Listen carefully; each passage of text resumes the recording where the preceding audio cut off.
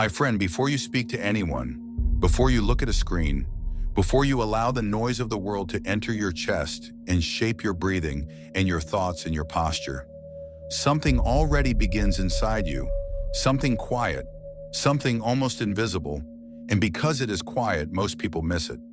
But that does not make it small, because some of the most decisive moments in a man's life are not loud moments at all. They are silent ones, and one of those moments happens every single morning. At the exact instant he wakes and his mind is still soft enough to be influenced, still open enough to be directed, still vulnerable enough to be conquered either by awareness or by habit. That is where the day truly begins. Not when your feet touch the floor, not when the coffee starts running, not when the messages arrive, not when responsibilities begin pressing their weight onto your mind. The day begins in that first private meeting between you and yourself, in that first unguarded space where no one is watching, where no one is applauding, where no one is correcting you, where there is only your state, your attention, your breathing, your thoughts, your discipline, or your lack of it. And in that space, something is decided, because you are either shaping yourself or you are being shaped. You are either claiming the tone of the day or surrendering it before it has even fully formed. And most men do not realize how much of their life is lost in those first moments because they have never learned to see the beginning clearly. They think the day begins outside. It does not. It begins inside. It begins the moment consciousness returns and the first thoughts step into the room of your mind. And those first thoughts matter more than most people will ever admit, because the first thing that enters does not stay alone. It invites the next thing, and then the next, and then the next, until a mood is formed, until a posture is formed, until a way of moving through the day is formed.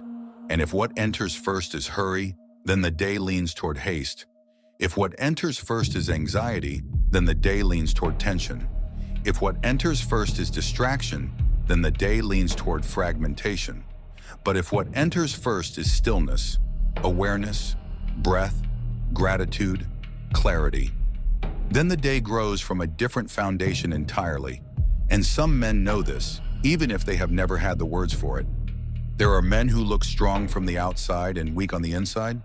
You have seen them: broad shoulders, strong hands, hard face, disciplined body, sharp technique, impressive performance. But when the room becomes quiet, when there is no opponent to impress, and no audience to perform for, and no noise to drown themselves in, they become restless almost immediately because they can dominate movement but not govern themselves. They can fight another man for rounds but cannot sit alone with their own mind for even a few minutes without reaching outward for distraction, stimulation, escape. And that is the tragedy of modern strength, that many men have trained their image while neglecting their center. They have trained their body while leaving their inner life undisciplined, and when pressure comes, that truth reveals itself quickly. Martial arts teaches this without mercy. If a man is tense, he becomes slow. If he is angry, he wastes energy. If he is afraid, he telegraphs what he is about to do. If he is distracted, he gets caught by simple things. The body does not lie, and life is not different. Because if your mind is scattered, you will miss what matters. If your mind is tense, you will burn energy before the real challenge even arrives. If your emotions are uncontrolled, you will create unnecessary conflict and call it bad luck or stress or circumstance. When in truth, you are simply living without an inner governor. And a man without an inner governor is not really living. He is being lived, moved by impulse, dragged by habit, pushed by mood, provoked by circumstance. And then he wonders why he feels tired all the time, why he feels like the day is always happening to him instead of through him. That is why I say the greatest battle is not out there. It is not against another man. It is not against the market. It is not against the world. It is not even against time. The greatest battle is against the undisciplined self, against the scattered mind, the impulsive reaction, the old habit, the noise that has learned how to speak in your voice. The conditioned urge that rises before awareness has a chance to stand up. And if you do not meet that battle early, if you do not meet it in the morning while the day is still young and your mind is still impressionable, then you carry disorder into everything that follows, and you spend the rest of the day trying to recover a center you never established. Most people do not choose their days. They inherit them from habit. They wake and immediately reach for the phone, reach for information, reach for reassurance, reach for stimulation, reach for noise. And they call this normal, but normal is not always healthy. Normal is often just repetition that has gone unquestioned for too long. That first urge to reach outward is not always you. It is often conditioning. It is the mind's addiction to movement, to interruption, to external input, and if you obey it instantly, then the first act of your day is surrender. The first statement you make to yourself is not I lead, but I follow. Not I choose, but I react. And that sets a tone deeper than most men understand, because you have taught your mind from the very first minute that silence is intolerable and impulse is in charge. So the first discipline is simple, but not easy. Refuse to begin the day in reaction. Sit up. Be still. Let the room remain quiet for a moment. Let there be a pause between waking and reaching. Let there be a space where you notice that you are alive, that your body is here, that your breathing is here, that consciousness has returned, and with it another chance to decide what kind of man will step into the world today. And do not underestimate the power of that small pause, because stillness is not emptiness. Stillness is training. Stillness is where authority begins to return. Stillness is where the inner noise becomes visible. Stillness is where a man remembers that he does not need to obey the first impulse that rises inside him. Inexperienced men think power is tension. They clench the jaw. They tighten the shoulders. They harden the breath. They stiffen the body. They confuse contraction with strength. But real power does not look like that. Real power is centered, relaxed, precise, aware. And this is true in combat, in leadership, in relationships, in business, in trading, in fatherhood, in all of life. Because the man who is always bracing is already losing energy to things that have not happened yet, and the world is very skilled at pulling a man outward if he has not first learned how to return inward. The world demands attention before it deserves it. It creates urgency where there is none. It rewards instant reaction. It trains men to mistake speed for clarity and stimulation for purpose. But the man who reacts to everything is not strong. He is controllable. The disciplined man is different. He does not move slowly because he is lazy. He moves deliberately because he is governed. And that difference is everything. Because one man is pushed by the day, while another enters it with posture already formed, attention already gathered, breath already anchored, and presence already established. And the first tool in all of this, always, is the breath. The breath is honest in a way words are not. A man can say he is calm while his breathing reveals tension. He can say he is fine while his chest remains tight. He can say he is in control while his breath comes shallow and rushed. Breath tells the truth because breath lives at the bridge between body and mind. And when you return to it consciously, you return to a place that is deeper than thought and steadier than emotion. And this is why so much of inner mastery begins here.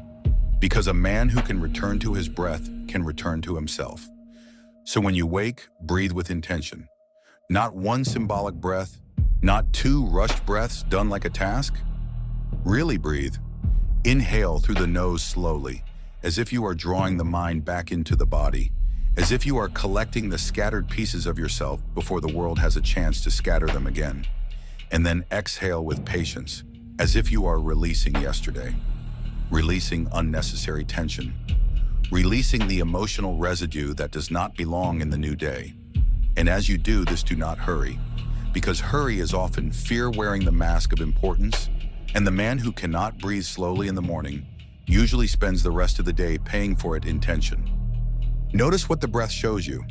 Notice the shoulders, notice the jaw, notice the chest, notice the stomach.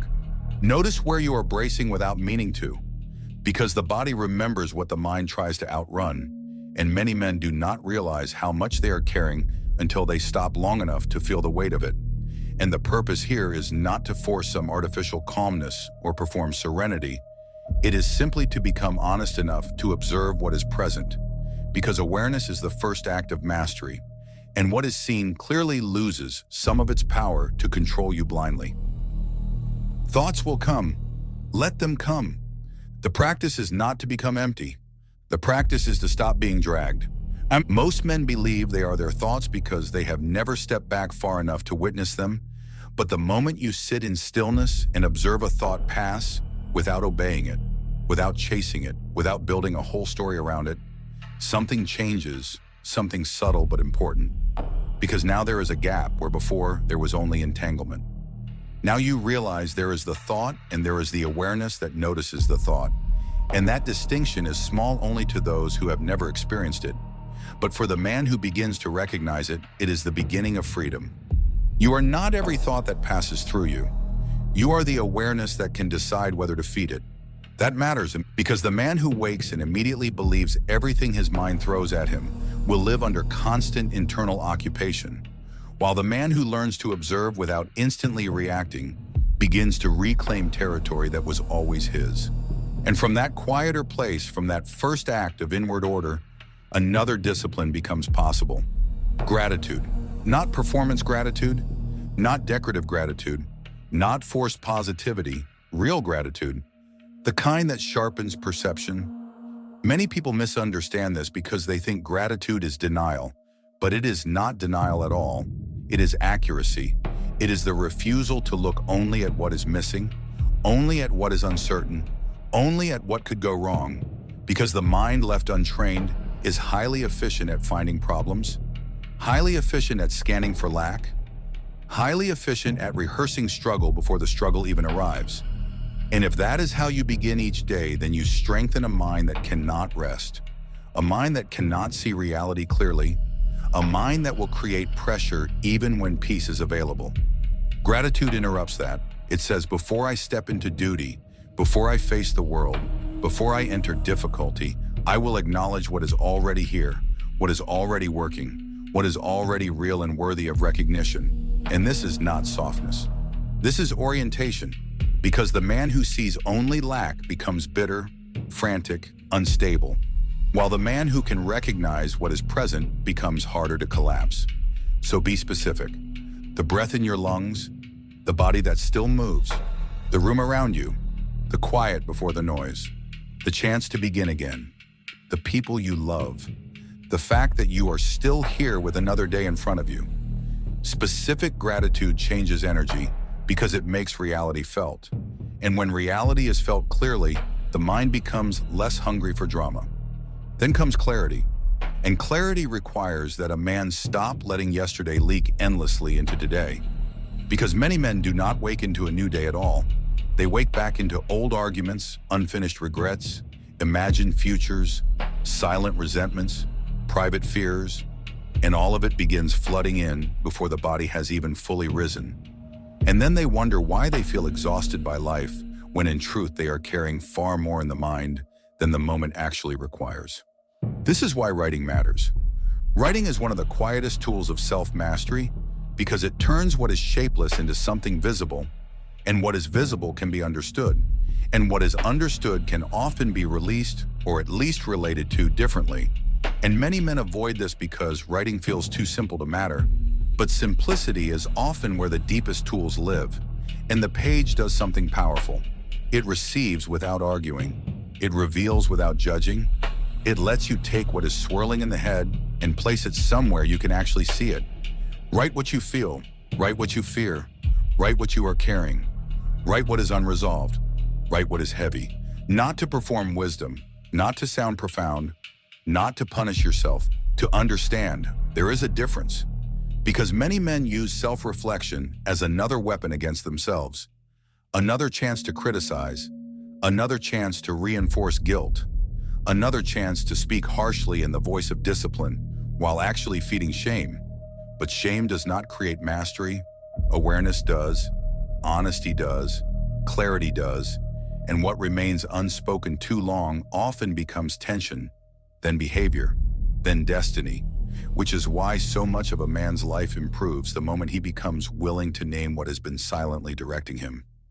After that, intention, because most men plan what to do, but very few plan who to be.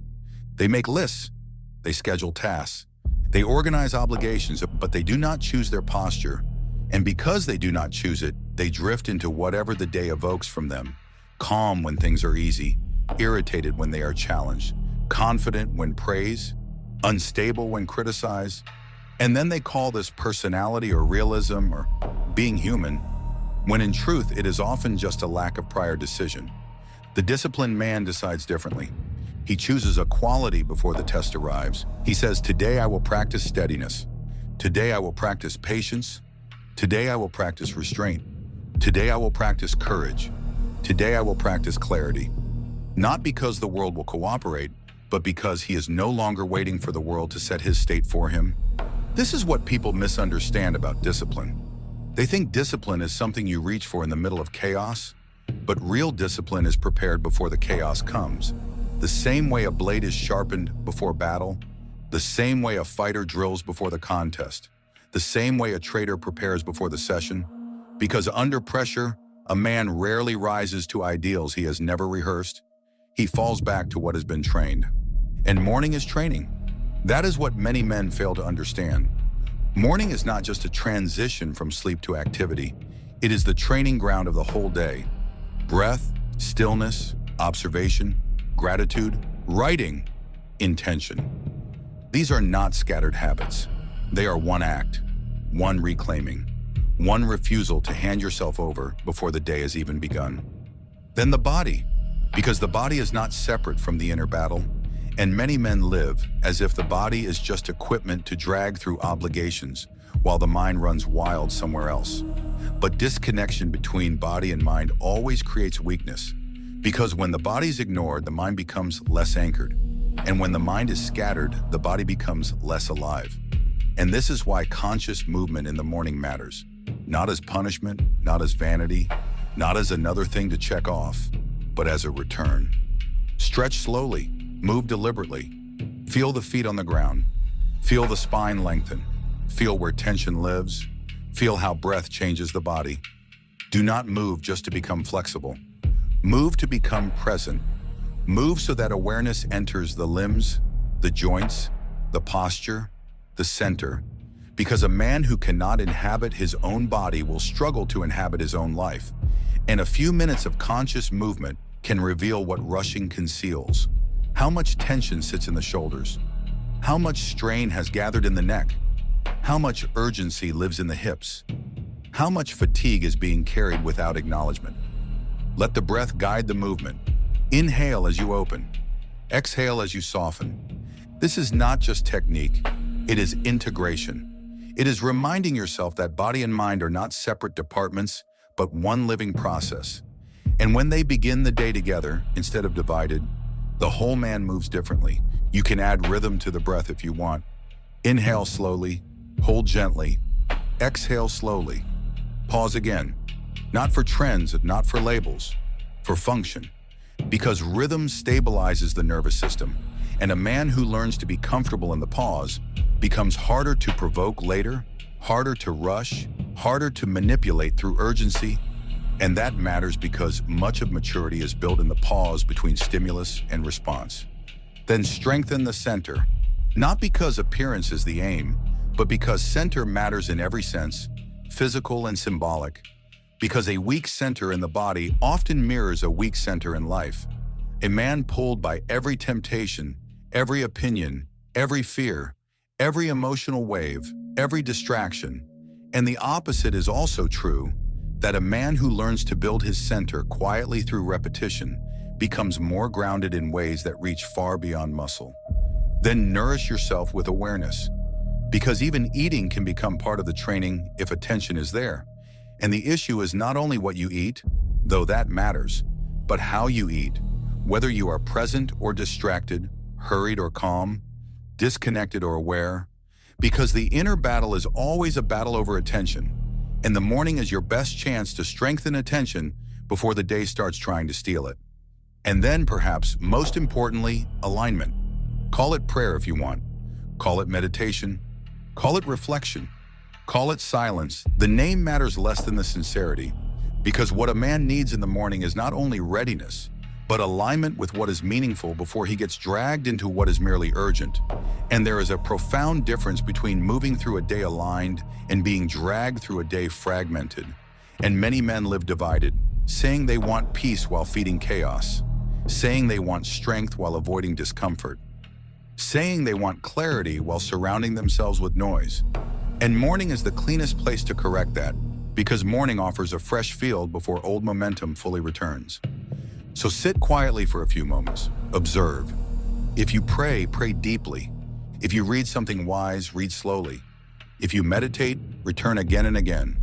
Do not skip inward connection, because silence reveals what noise helps hide. And though many men fear that revelation, it is the gateway to self-mastery, because what is revealed can no longer rule from the shadows as easily. Then check your state. Ask honestly, what is here right now? Am I calm or tense? Clear or heavy? Centered or scattered? Present or already gone? Not as judgment, as observation. Because observation precedes correction, and the man who never checks himself spends years assuming his anxious state is normal simply because it is familiar.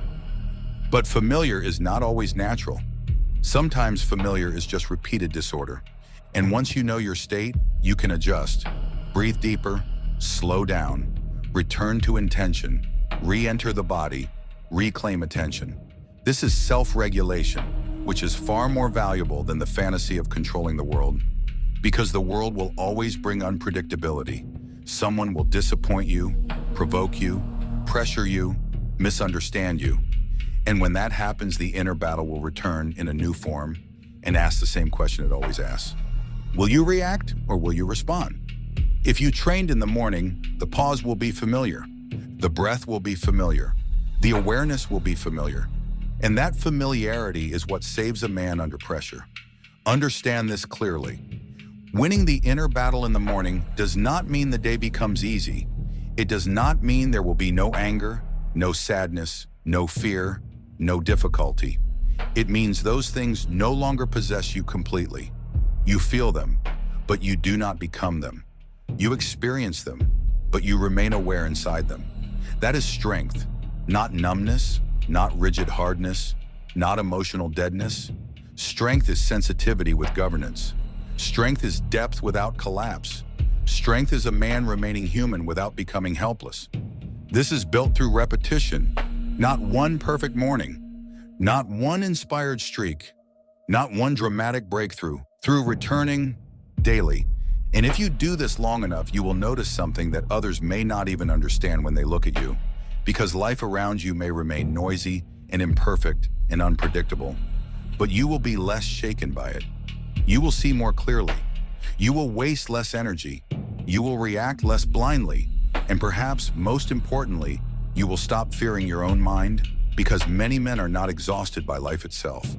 They are exhausted by the ungoverned activity inside themselves, by thought, by worry, by projection, by internal noise that never learned how to bow. So return to presence, not as philosophy, as practice. Presence is simply full attention to what is here now. And when you are present, you are no longer torn apart by past and future.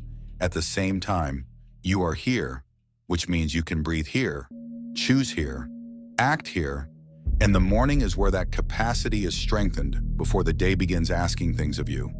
So tomorrow, when your eyes open, remember this. The battle is already there, not outside, inside. Do not rush past it. Do not cover it with noise. Do not escape it through habit.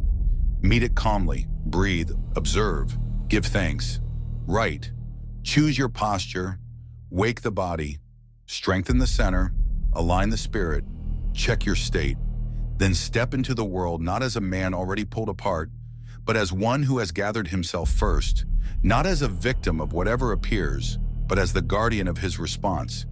And if you do that day after day quietly without performance, without needing anyone to congratulate you for it, you will build something the world has a very hard time taking away. A calm power, a governed center, a way of moving that does not depend on chaos cooperating. And once you feel that, once you begin to experience what it means to enter the day from within, rather than from reaction, it becomes difficult to go back to the old way. Difficult to admire the old chaos, difficult to keep living as if the outer world decides everything, because some paths close quietly behind you. If this speaks to something in you, comment, "I choose my state." Subscribe if you move with discipline, not noise. This is the way of Hunter.